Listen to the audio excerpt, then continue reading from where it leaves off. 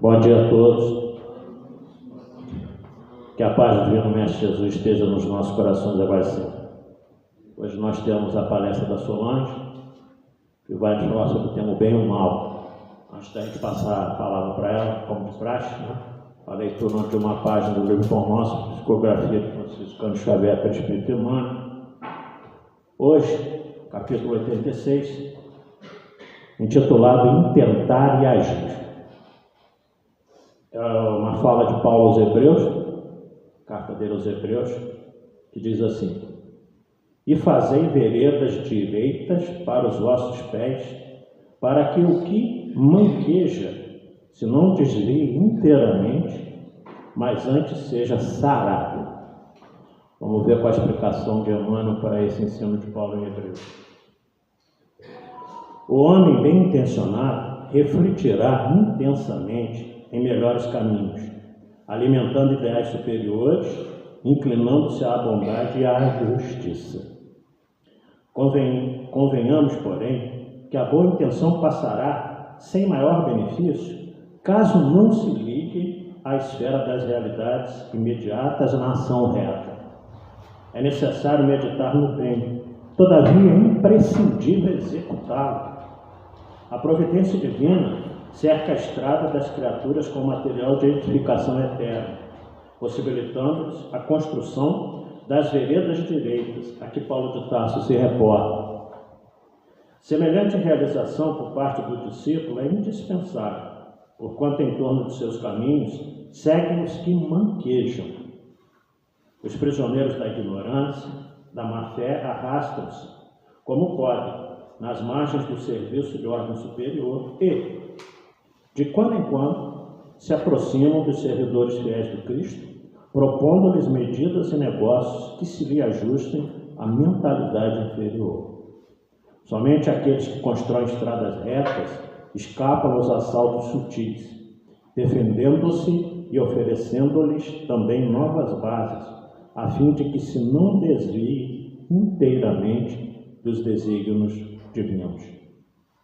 Aplica sempre as tuas boas intenções no plano das realidades práticas, para que as tuas boas obras se iluminem de amor e para que o teu amor não se faça órfão de boas obras.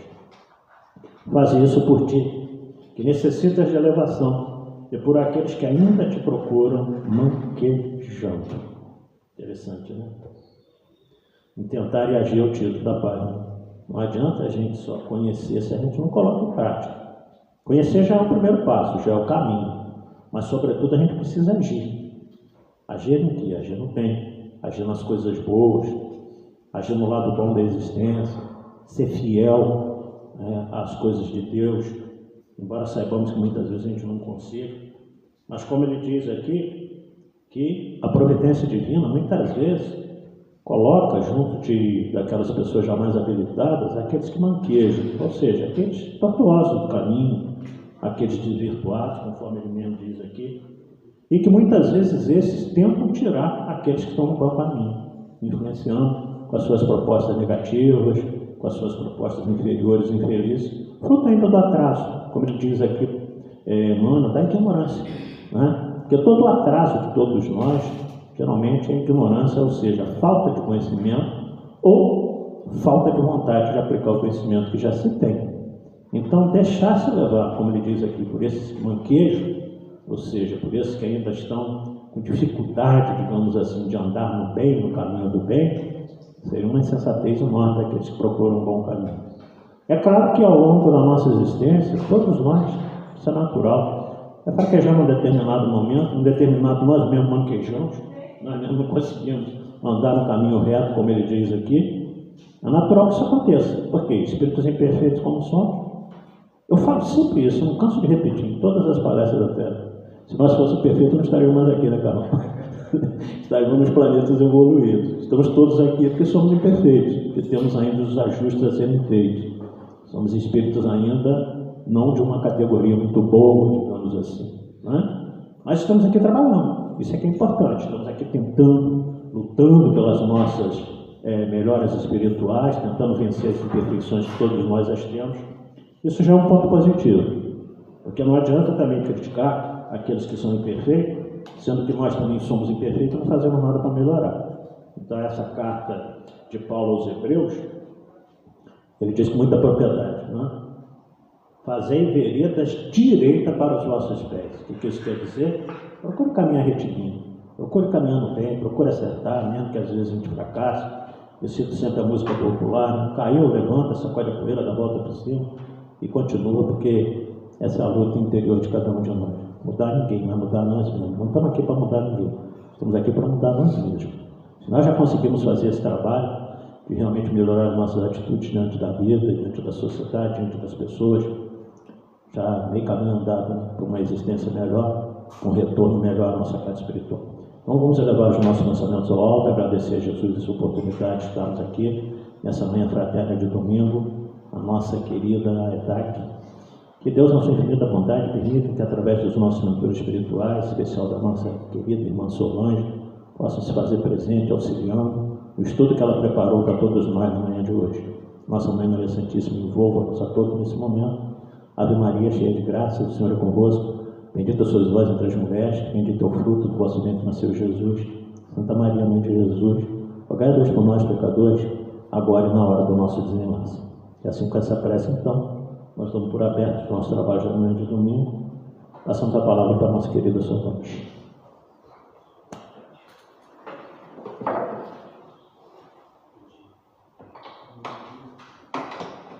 Bom dia a todos. Agradeço o carinho do Robinson, da nossa casa que nos faz esse convite. E nessa manhã de domingo vamos estudar o tema o bem e o mal. Assim, um prosseguimento da página que o Robinson leu para nós agora de manhã, né? São as nossas escolhas. Se a gente for procurar sobre esse tema na internet, nós vamos encontrar diversos estudos, artigos, porque esse é um tema estudado desde a época de Aristóteles, pela filosofia. Mas hoje nós vamos focar no ensino espírita, o que o Espiritismo nos ensina sobre esse tema, que aparentemente é uma dicotomia, né? Estão postos o bem e o mal. E nós vamos ver que a origem dele está na mesma razão, né? No mesmo ramo. Então vamos lá. Nós temos que lembrar que o início de todas as coisas é Deus. Deus, o Pai Criador. Ele é o Criador de todas as coisas que existem no nosso planeta, no nosso universo. Diante dessa verdade, Allan Kardec vai estudar no Livro dos Espíritos alguns atributos da divindade. A partir da questão 12, se não me engano, 10. E na questão 13, ele quer saber dos espíritos se estas categorias que ele coloca como atributos da divindade se atendem, se é uma visão completa de Deus. E os espíritos vão dizer que a maior inteligência que pode existir nesse planeta ainda é pouco diante da inteligência de Deus para compreender de forma completa este ser que nos criou. E mais adiante ele vai nos dizer que essa dificuldade que nós temos de compreender Deus é porque nos falta o sentido. Nós precisamos desenvolver moralmente, na escala evolutiva, para que venhamos lá adiante compreender Deus na sua totalidade. E ele então coloca alguns atributos, como Deus é eterno. Eterno, não tem início, não tem fim, ele se criou, ele é ele, desde sempre, desde todo o tempo. E se ele tivesse fora dessa eternidade, existiria um outro ser que seria superior a ele. Então não, ele é eterno. Depois ele diz que é imutável. Então nós vamos ver, por exemplo, a lei da natureza. A lei da natureza não muda. Não é? Por que não muda? Porque quem criou as leis foi o ser que é imutável. Nós, como humanos, nós queremos colocar Deus diante da nossa capacidade de entendimento. E nós nos imaginamos Deus à nossa semelhança, né? O que é exatamente o contrário, né? Então, aí Deus é imutável. Ele não está sujeito a nenhuma mudança que possa haver no universo. Então, por exemplo, ele criou a lei de liberdade, o livre-arbítrio. E ele vai organizar todo o universo dentro dessa lei. Para isso, ele tem os instrumentos, né, de correção. Mas a lei não muda, está sempre lá. Ele é imaterial. Então, ele se diverge, ele se distingue de qualquer tipo de matéria. Nós sabemos que o universo é composto por 3 elementos: Deus, Espírito e matéria. Então, Deus é o Pai Criador, Espírito é o ser inteligente. E a matéria? A matéria é tudo que nós vemos e que nós não vemos também, porque o fluido cósmico universal, quando se condensa, é a matéria que a gente vê. E quando está no estado etéreo, é a matéria que nós não vemos. Então está aí, né? Ele é imaterial. Depois ele é único, né? Muito lógico isso, que se tivesse 2 deuses, seria uma complicação. Primeira consequência, não haveria estabilidade nas leis da natureza. Então, se tem estabilidade, isso é uma prova de que Deus, de fato, ele é único. Ele é onipotente. Onipotente porque ele é único, né? Então, ele é onipotente, ele possui toda a condição de gerir o nosso universo. E às vezes nós ainda temos dúvidas sobre isso, porque quando nós olhamos para a sociedade, nós vemos o caos. E nós vemos o caos porque nós não entendemos o processo. Se a gente buscar o entendimento do processo, nós vamos ver que não tem caos. Está tudo dentro da bondade infinita de Deus, dirigindo todos os seres para a perfeição. Porque Deus poderia ter criado o perfeito. Sim, poderia. Poderia sim. Mas Ele quis que nós fôssemos co-participantes da obra. Por isso Ele nos fez simples e ignorantes e nos deu um objetivo: nos tornar perfeito. Agora, fala sério, não é mais dinâmico isso? Não é muito mais bonito isso? Né? Nós sermos os artífices da nossa evolução, olha que bacana, né? Então, isso é muito bom. E ele é soberanamente justo e bom. Se Deus é soberanamente justo e bom, e nós vamos ver isso na obra da natureza, é só olhar para a natureza que nós vamos ver a grandeza de Deus, né? Se ele é soberanamente justo e bom, ele poderia ter criado o mal? Ele não criou o mal. Não é possível que o mal que existe hoje na Terra seja originado em Deus. Então, por isso que nós trouxemos este início, né, dos atributos de Deus, porque existe essa ideia de que o bem e o mal estão em Deus. Não, Deus não criou o mal. Deus criou só o bem. Deus criou a lei do amor. Essa é a lei que rege o universo, a lei do amor. O mal, nós vamos ver a origem dele daqui a pouquinho. Na questão 629, Allan Kardec vai começar a estudar sobre o bem e o mal. E é um estudo muito interessante que tem no Livro dos Espíritos, que a gente poderia chegar em casa, pegar e rever esses ensinos. Porque eu ouvi uma vez um amigo dizer que o espírita erra muito porque lê pouco. E nós lemos bem, tá? Mas é uma verdade. Se nós começarmos a ler todos os dias, a gente vai corrigindo os nossos pensamentos. Porque os erros que nós cometemos, eles começam no pensamento. Então a gente vai lendo, a gente vai corrigindo. Um dia desse eu estava triste lá em casa, aborrecida com a situação. Aí peguei um livro, comecei a ler, falei, gente, que coisa linda. Eu saí dali completamente outra pessoa, meu pensamento já estava longe, eu já estava compreendendo perfeitamente o que estava acontecendo.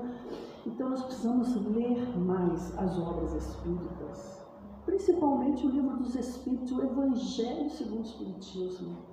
O Evangelho segundo o Espiritismo é uma pérola que nós possuímos, porque Kardec pegou os ensinos de Jesus voltados para as leis morais da vida e traz um ensino sobre isso. Ele nos mostra onde erramos, por que erramos, nos mostra o caminho e o exercício que a gente precisa fazer para voltar ao caminho do bem, né?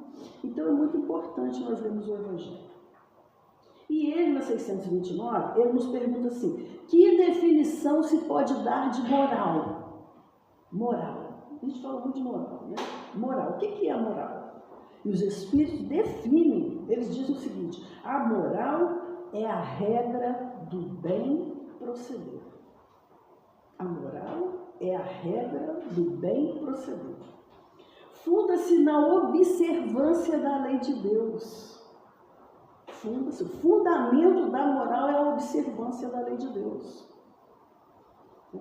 E o homem procede bem quando faz tudo pelo bem de todos. Veja, às vezes a gente faz tudo, mas pelo nosso próprio bem. Não. Se a gente faz tudo pelo nosso próprio bem, nós já estamos no caminho do mal. Porque o bem, ele precisa ser para todos. Para todos. Então, o que é bom para mim precisa ser bom para o outro. O que é ruim para mim precisa ser ruim para o outro. Não podemos ter duas visões, porque senão quando a gente vai ver o Evangelho fazer ao outro o que você gostaria de receber, a gente primeiro faz o que a gente gostaria de receber e o outro fica lá na esperança, né? 500 anos antes do Cristo, Confúcio, na China, ele foi um estudioso da moral. E ele dizia assim, ele se fundamenta nesse pensamento. Não fazer ao outro o que você não gostaria de receber. Não fazer ao outro o que você gostaria de não receber. Então, se você pensar que vai cortar o dedo do outro, você vai imaginar, eu gostaria que o meu fosse cortado? Não, então eu não vou fazer. Só isso daí já seria suficiente para trazer a paz, 95% de condições de trazer a paz para a Terra. Só isso. Mas aí vem Jesus, 500 anos depois. Não, agora não é fazer mais o que você não gostaria. Não, é fazer o que você gostaria de receber. Então agora eu já não vou fazer o mal porque eu não quero receber o mal. Não, agora eu vou fazer o bem, porque é o bem que eu quero receber. Então, essa é a lei máxima do amor, né? E mais no final da vida de Jesus, ele vem nos dizer, amai o próximo como eu vos amei. Então, essa é a medida do amor que a gente vai ter um dia, pela humanidade inteira. É amar ao próximo como eu vos amei. Olha, ele já coloca o amor dele como medida. Por isso ele é modelo e guia da humanidade, né? Depois ele vem dizer, na 630, como se pode distinguir o bem do mal, né? Então, porque às vezes a gente fica em dúvida, né? Tem pessoas que, assim, eu estou fazendo bem, mas no final não é o bem, né? Às vezes a gente pode se equivocar com isso. Achar que está fazendo bem e está fazendo mal. Então, como distinguir? Ele diz o seguinte, o bem é tudo que é conforme a lei de Deus. E o mal é tudo o que dela se afasta. Olha, é muito simples então, né? Da gente compreender isso. Tem a lei de Deus. Se eu me aproximo da lei de Deus, eu estou fazendo bem. Se eu me afasto da lei de Deus, eu estou produzindo mal. Essa é a medida. A medida vai ser sempre a lei de Deus, né?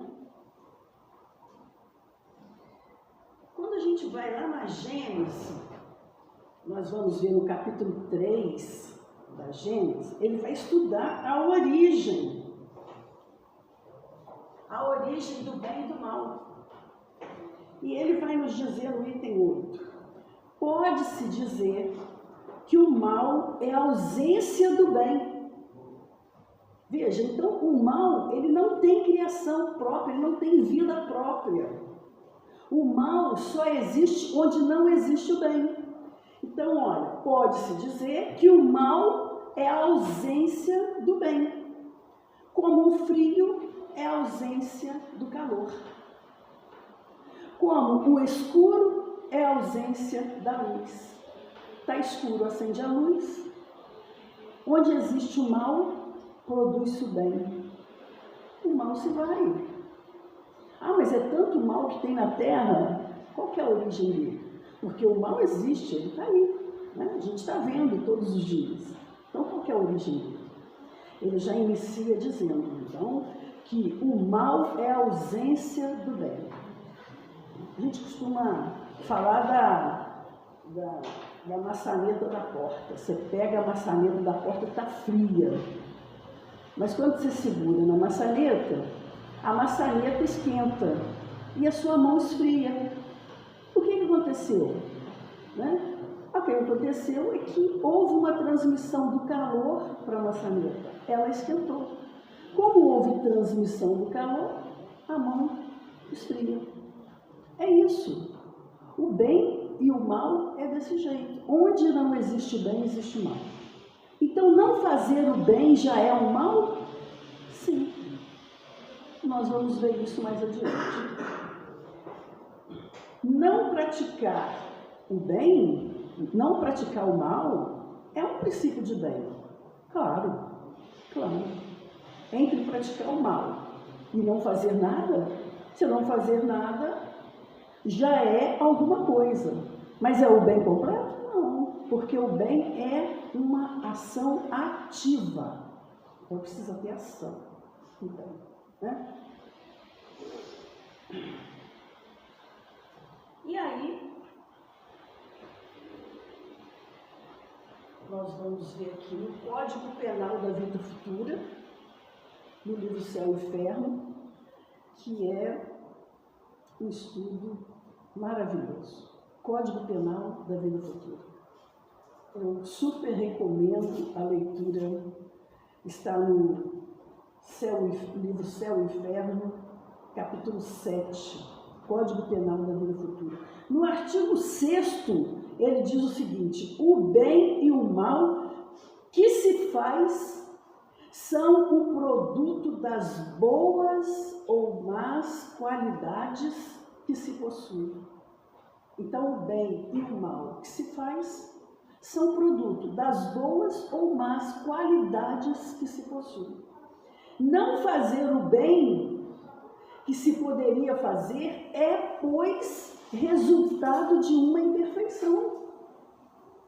E toda imperfeição nós precisamos corrigir. Porque um espírito ditoso não tem imperfeição. Então a gente precisa ir no corrigir e acertando essas arestas. Né? Se toda imperfeição é uma fonte de sofrimento, e isso é verdade, como que nós sofremos pelo nosso egoísmo, pelo nosso orgulho, pela vaidade? Isso gera sofrimento para a alma. Né? Então, toda imperfeição é uma fonte de sofrimento. O espírito deve sofrer não apenas por todo o mal que fez, mas por todo o bem que poderia fazer e que não fez durante a sua vida terrestre. Olha isso.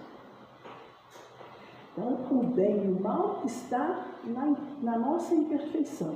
Toda imperfeição gera dor, gera sofrimento.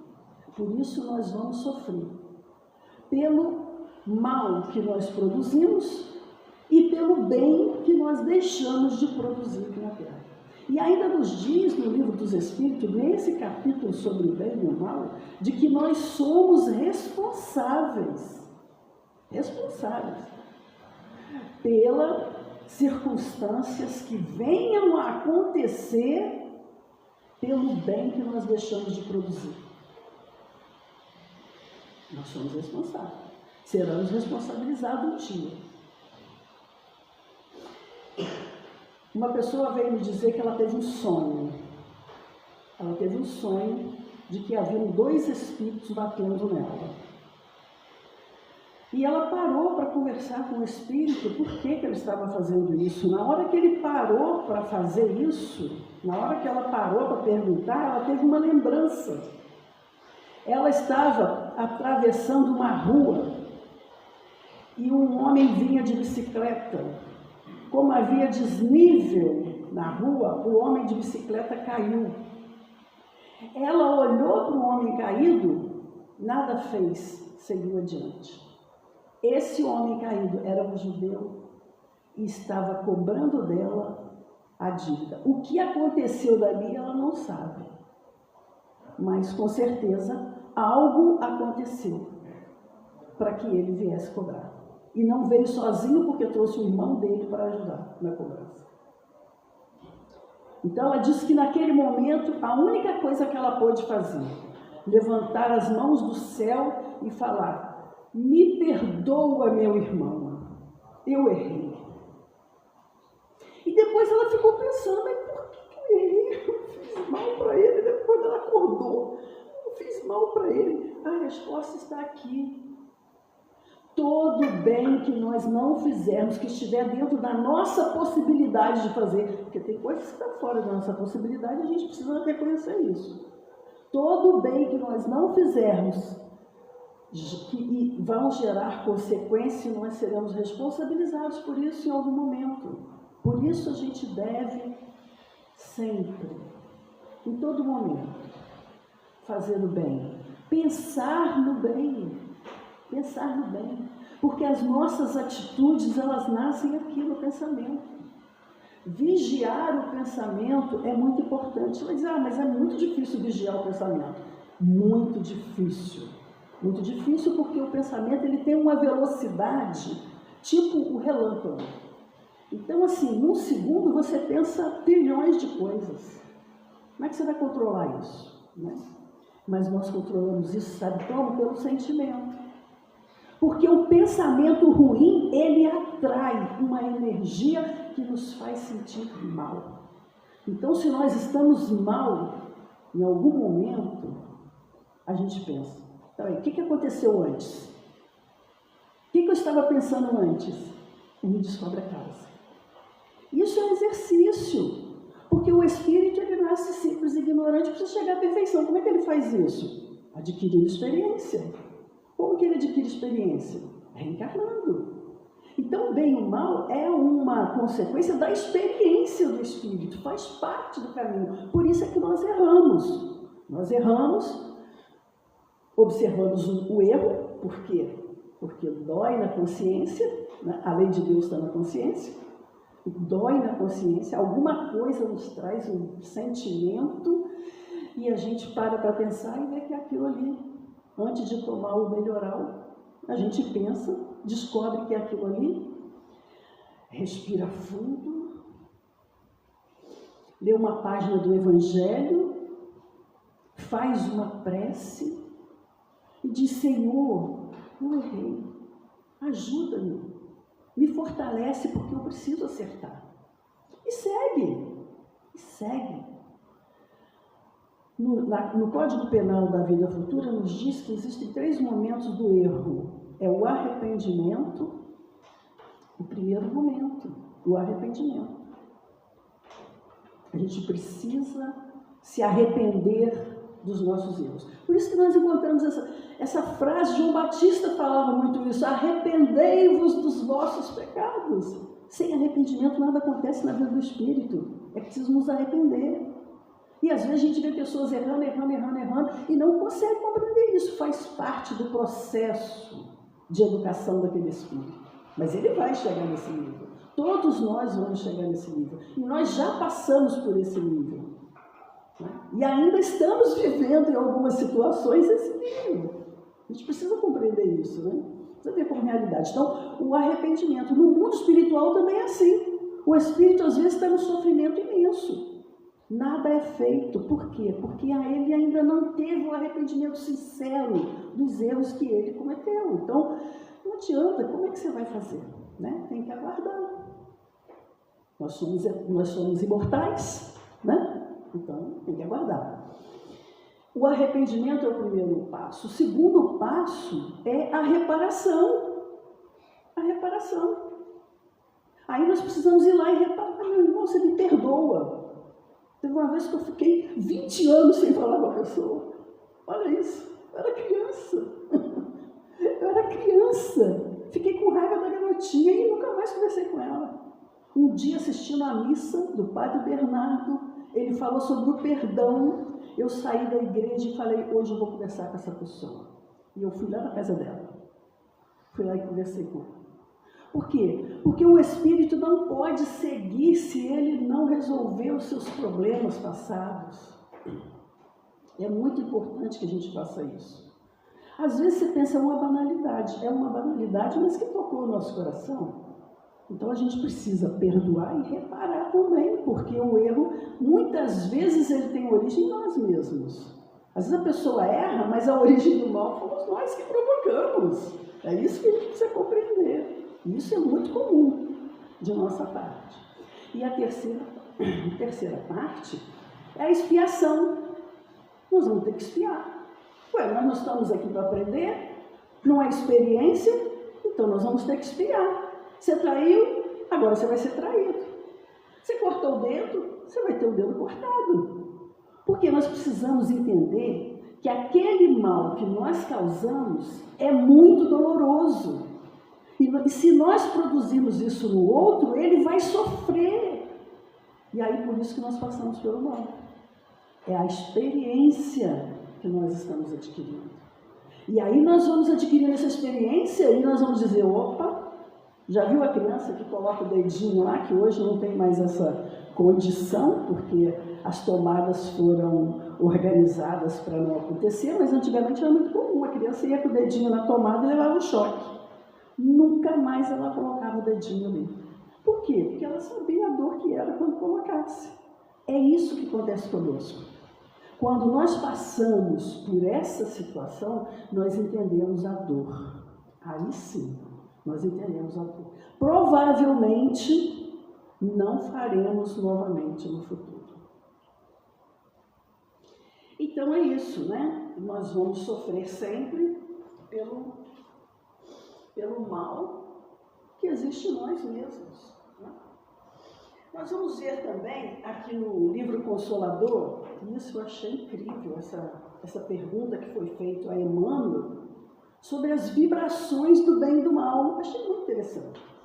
As vibrações relativas ao bem e ao mal, emitidas pela alma encarnada no seu aprendizado terrestre, persistem no espaço para exame e ponderação futura? As vibrações do bem e do mal que nós produzimos aqui na Terra continuam existindo para que a gente possa fazer uma ponderação lá no futuro? E olha o que Emmanuel nos diz. Né? Primeiro, ele vai nos dizer que é impossível analisar todas as consequências dessas vibrações nesse espaço. Né? Há vez de convir conosco que existem fenômenos físicos transcendentes em demasia para que possamos examiná-la devidamente na pauta escassa dos vossos conhecimentos atuais. Então, mas ele dá um spoiler, ele diz, todavia, né, ele vai dizer o seguinte, essas vibrações ficam perenemente gravadas na memória de cada um. Essas vibrações do bem e do mal que nós fazemos ficam perenemente gravadas na memória de cada um. E a memória é uma chapa fotográfica, onde as imagens jamais se confundem. Bastará a manifestação da lembrança para serem levadas a efeito todas as ponderações, mais tarde, no capítulo das expressões do bem e do mal. Olha o que aconteceu com a amiga que estava sofrendo o assédio dos espíritos. Bastou o quê? A manifestação da lembrança para serem levadas a efeito todas as ponderações, mais tarde no capítulo das expressões do bem e do mal. E às vezes a gente faz alguma coisa e até esquece, né? Mas a vibração daquilo fica lá, guardada. Uma outra coisa também muito importante que eu achei uma página lindíssima, que está no livro Contos desta e de Outra Vida, e quem conta é Irmão X. Ele nos diz o seguinte, que Efraim ben Assef, ele era um caudilho de Israel. Caudilho é um líder revolucionário, né? Contra o poderio romano. Ele viera a Jerusalém para levantar as forças da resistência. Ele queria saber o que ele tinha ali de resistência ao governo romano, né? E ele viera para fazer isso. Mas foi informado de que Jesus, o profeta, fora recebido festivamente em Jerusalém. E aí ele resolve procurá-lo na casa de Obed, que era um guardador de cabras, a fim de ouvi-lo.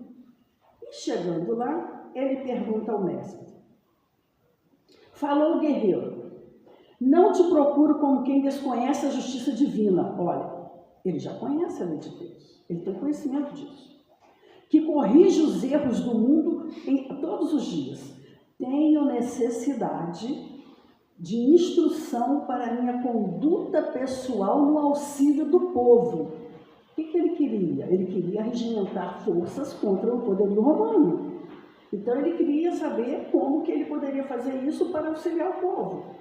Como agir quando o orgulho dos outros se agiganta e nos entrava o caminho.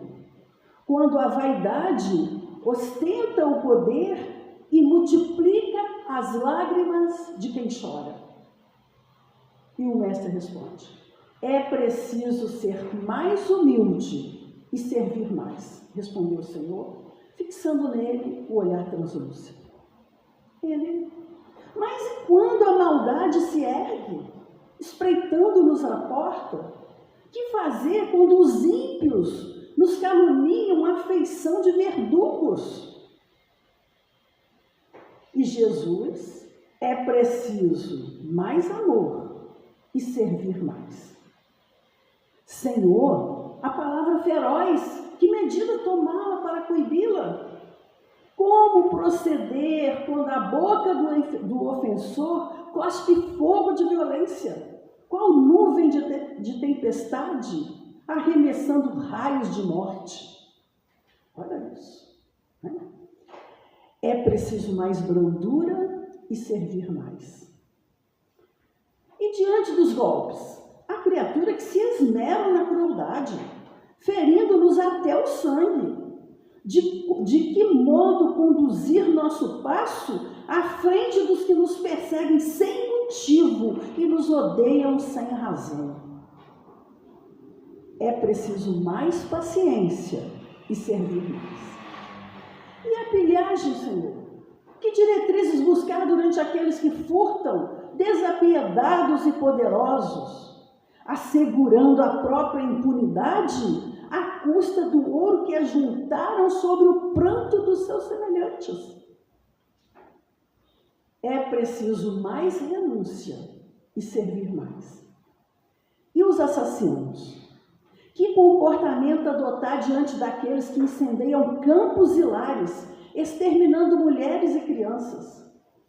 É preciso mais perdão e servir mais. Exasperado, não conseguiu as respostas que queria. por não encontrar alicerces ao revide político que aspirava a empreender em mais larga escala, indagou Efraim: mestre, que pretendes dizer por servir mais? E Jesus afagou uma criança que o procurava e replicou sem afetação: convencidos de que a justiça de Deus está regendo a vida, a nossa obrigação no mundo íntimo é viver retamente na prática do bem, com a certeza de que a lei cuidará de todos. Não temos, desse modo, outro caminho mais alto senão servir ao bem dos semelhantes sempre mais. O chefe israelita, manifestando imenso desprezo, abandonou a pequena sala sem despedir-se.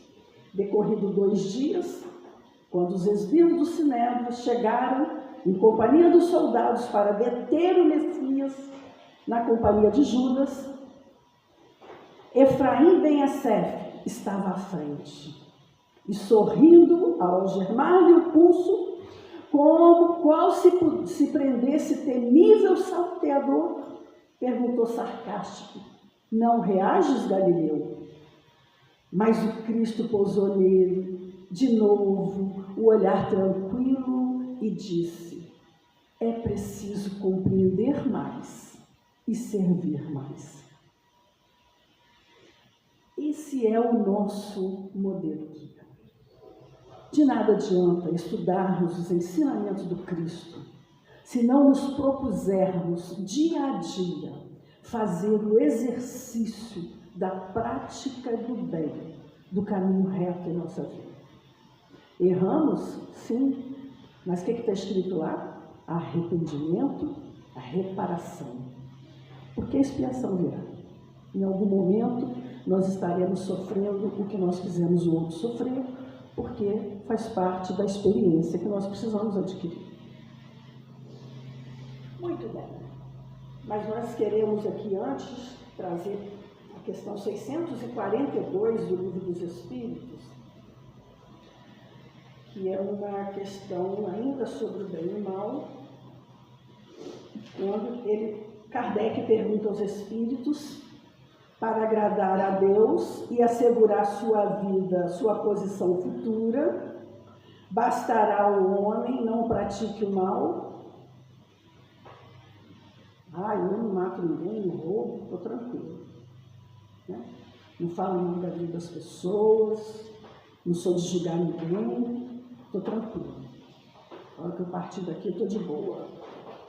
Será que é isso? Olha, para agradar a Deus e assegurar sua posição futura, bastará ao homem não pratique o mal? Não. Preciso se faça o bem no limite de suas forças, pois cada um responderá por todo o mal que haja resultado de não ter praticado o bem. Então, não adianta uma virtude negativa, eu não faço mal. É preciso uma virtude ativa, a prática do bem. E aí nós vamos recordar na questão 932, quando Kardec pergunta aos espíritos: por quê? Porque neste mundo a influência dos maus geralmente sobrepuja a dos bons. Isso é aparente, porque quando a gente vai fazer uma análise dos fatos, nós vamos ver que é diferente. Tanto que nós estamos saindo de um mundo de expiação e provas para um mundo de regeneração. Isso já é o sinal de que houve mudança em nós. E os espíritos respondem: por fraqueza dos bons. Os maus são intrigantes e audaciosos. Os bons são tímidos. Quando esses quiserem, haverão de preponderar. Quando é que o bom deixa de ser tímido? Quando ele corrige, quando de alguma forma ele mostra o bem no mal que existe na Terra. Então, observar o bem no mal que existe na Terra é uma forma de nós propendorarmos. na questão 1019, ele pergunta: o reinado do bem poderá implantar-se algum dia na Terra? Porque nós temos dúvidas sobre isso. Quando a gente olha para a Terra, mas será mesmo, gente? Será mesmo que o bem vai se implantar? E ele pergunta isso na questão 1019. Olha só. O bem reinará na Terra quando entre os espíritos que a vêm habitar os bons predominarem.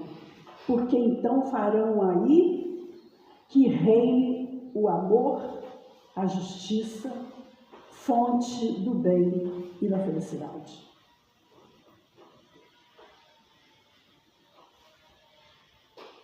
Nós ouvimos certa vez um conto pela Ana Guimarães, A Luz Noturna. É a história de uma jovem com muita dificuldade. Ela estudou, era o sonho dela ser enfermeira, era o sonho dela. E ela tinha muita dificuldade financeira, de todo tipo, com muita dificuldade, trabalhando durante o dia, estudando à noite, estudando nos artigos, porque não tinha condição de ver, de comprar os livros. Com muita dificuldade ela conseguiu se formar, se tornou enfermeira. E ela conseguiu seu primeiro emprego num grande hospital. Ela estava muito feliz, muito feliz. Estava trabalhando naquela área, fazendo o que ela havia se preparado para isso. No mesmo hospital havia um jovem médico que havia se formado recentemente. E também aquele era o seu primeiro emprego. E naquele dia, ele fez a sua primeira cirurgia. Sua primeira cirurgia. E era uma criança. Ele precisava fazer uma traqueostomia. Introduzir ali uma cânula. Então ele chega no centro cirúrgico, olha todas as ferramentas que ele vai usar. E diante daquela criança, ele eleva os olhos a Deus e diz: Senhor, aqui estou eu para a minha primeira cirurgia, ajuda-me, porque o meu objetivo é curar pessoas, é fazer o bem, é tirar a dor dos nossos semelhantes. E aí ele pega no bisturi e faz o primeiro corte. E naquele processo, ele vai fazendo todo o procedimento que ele havia estudado, havia se preparado. Fez a cirurgia, introduziu a cânula com absoluto sucesso. Feliz, ele agradece ao Pai e vai para casa para descansar. Antes, porém, ele chama uma enfermeira e diz a ela: eu vou lhe confiar essa criança. Você precisa passar a noite ao lado dela. Porque se ela acordar agitada, após a cirurgia, ela poderá retirar a cânula. Então é preciso que alguém fique olhando. Hoje tem outros meios, mas nessa época, e esse conto foi contado por J.A. Cronin, um escritor francês, que tem até filmes, livros dele que virou filme. Então, esse jovem chama essa enfermeira. É uma jovem, os cabelos avermelhados, os olhos claros, azuis, novinha, jovenzinha, iniciando o seu trabalho ali. E ele escolhe essa jovem para ficar com a criança. E ele deixa todo o seu aviso e vai para casa descansar. Quando chega a madrugada, ele recebe um aviso de ocorrência, de urgência. E ele sai e vai em busca do hospital para ver o que está acontecendo. Quando ele chega lá, nada há para fazer. A jovem diz: eu trabalhei o dia todo, eu estava muito cansada. E eu sentada, eu tomando conta dele. Só que num determinado momento o sono chegou e ele roubou a minha capacidade de estar desperto. E eu cochilei. E nesse momento de cochilo, aconteceu isso. Ele acordou agitado e puxou a cama. Nada mais há para fazer.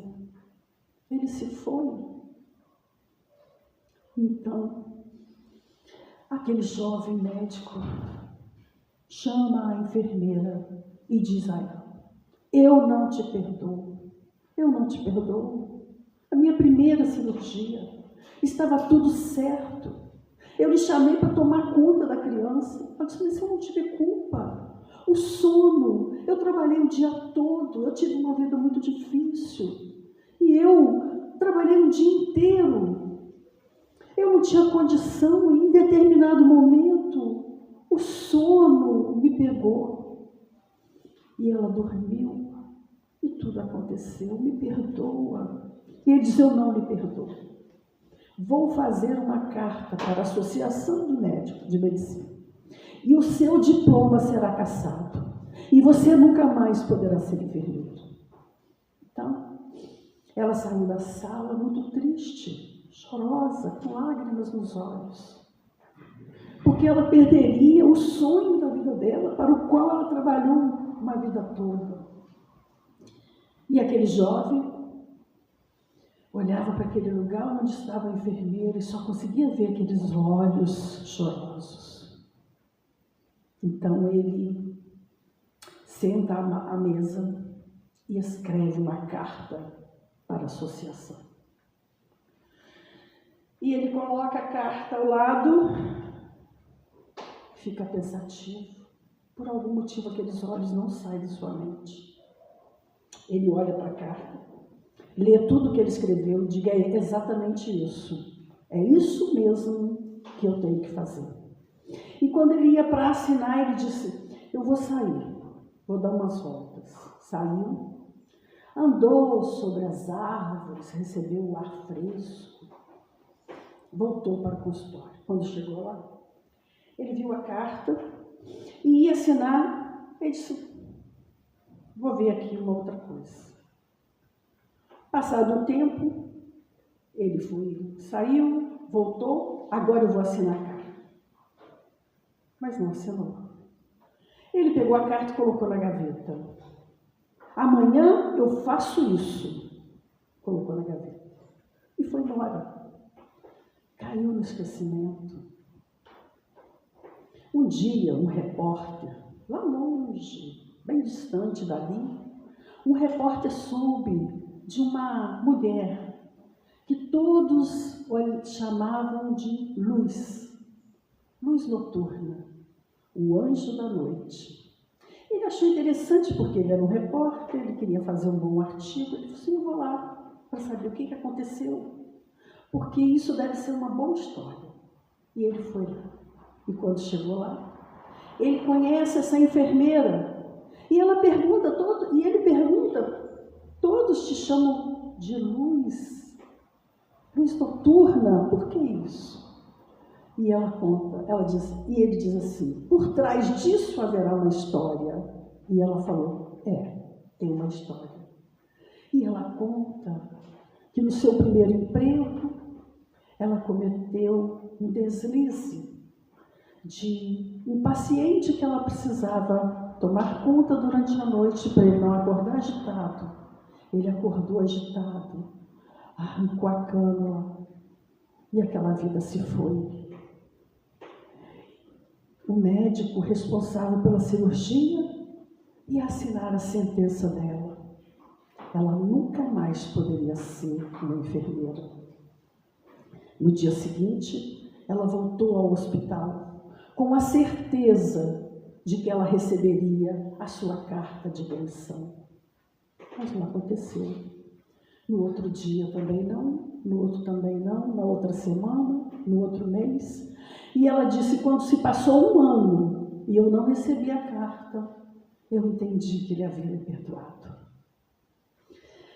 E aí, lá longe, um senhor distante, sentado à sua escrivaninha, pega o jornal para ler e lê aquele artigo. E quando ele lê aquele artigo, daquela criança que havia sido. Na sua primeira cirurgia, ele se lembra daqueles olhos azuis e chorosos.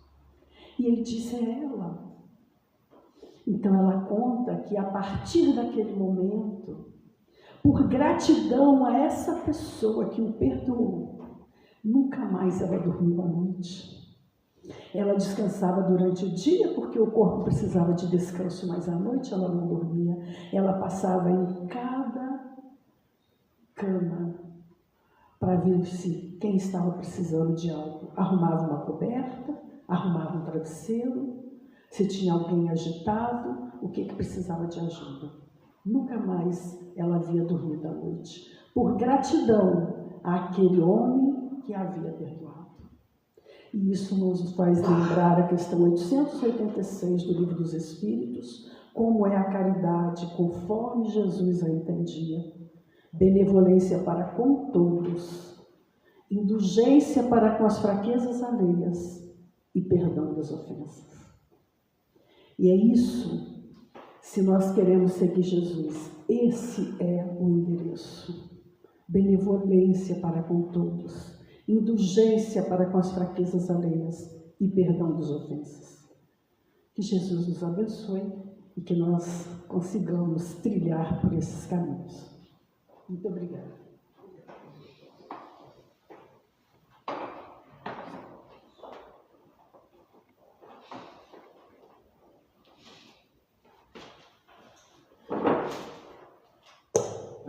Agradecemos a Solange pelo estudo da manhã de hoje, beleza de história, né? Parabéns.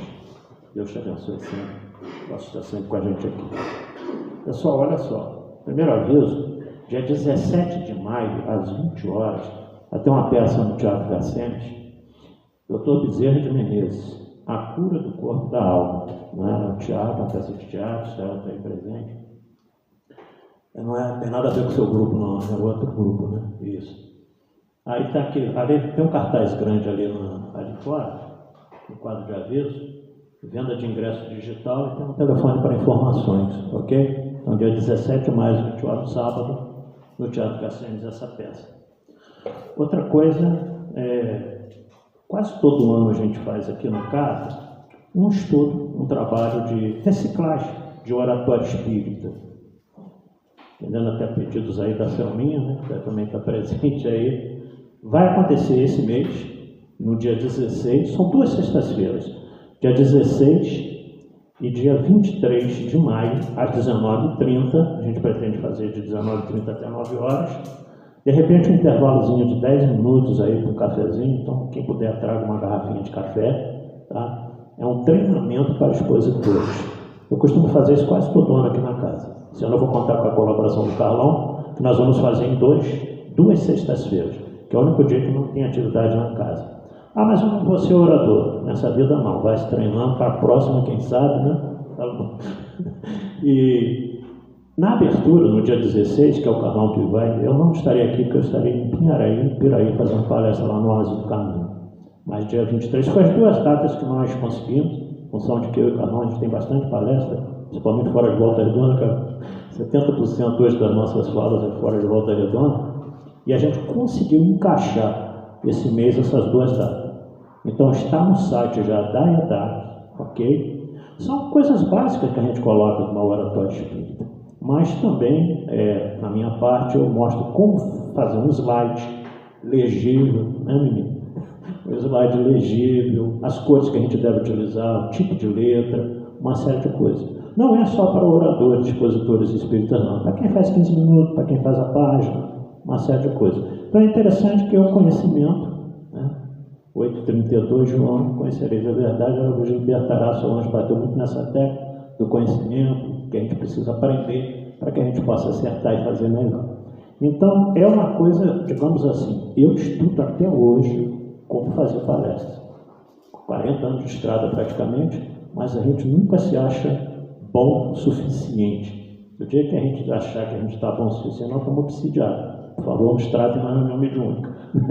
Agora, então o aperfeiçoamento é contínuo, até porque aparecem novas técnicas, novas coisas. Então o Carlão faz no dia 16, está no site da EDAC, volto a dizer, só vocês entrarem aí, o Felipe postou ontem, e dia 23, às 19h30.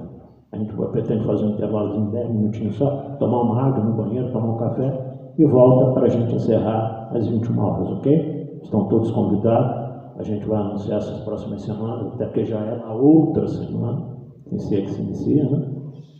Já é na outra, ok? Lembrando a vocês, então, quarta-feira que vem, a palestra é da Glorinha, lá do João Bosco. Ela vai falar sobre motivos de resignação, quarta-feira às 19h30. Então, aqueles que puderem comparecer, também não estaria aqui, que estaria falando em outra casa. Né? Então, o pessoal da casa aí, dê uma força aí, por favor. Lembrando aquele cafezinho fraterno, todo final de palestra de domingo lá fora, já está tudo prontinho, né, para a gente se deliciar após o passe. E depois da prece, 5 passistas ou 6 aí em condições, por favor, se dirijam à sala de passe, para a gente encerrar a segunda parte. Então, mais uma vez, agradecendo a Solange por tudo da manhã de hoje. Muito proveito, muito bom. Vamos elevar os nossos pensamentos ao alto, pedir Jesus que nos ampare, e a gente consiga colocar em prática tudo isso. Sabemos ainda das nossas limitações, imperfeições que nos limitam, que nos dificultam a só praticar o bem, conforme Paulo mesmo dizia, né, em Romanos, o bem que eu quero, esse eu não faço, mas o mal que eu não quero, esse eu ainda faço. E é um ensino para todos nós, que a gente possa trabalhar isso costumeiramente, dia a dia da nossa existência. Então vamos encerrar a primeira parte, agradecendo a Deus essa oportunidade, pedindo a Jesus que nos ampare, aqueles que vocês estão no salão, estão nos assistindo ao vivo aí no Facebook. Pai nosso que estás no céu, santificado seja o vosso nome, venha a nós o vosso reino, seja feita a vossa vontade, assim na terra como nos céus. Pão nosso de cada dia nos dai hoje, perdoai as nossas ofensas, assim como nós perdoamos a quem nos tem ofendido. E não nos deixeis cair nas tentações do caminho, mas livrai-nos de todo mal, que são teus o reino, o poder e a glória para tudo sempre. Então, com essa prece, nós vamos encerrar a primeira parte. Partimos para a segunda na Câmara de Paz. Muita paz a todos, um ótimo domingo.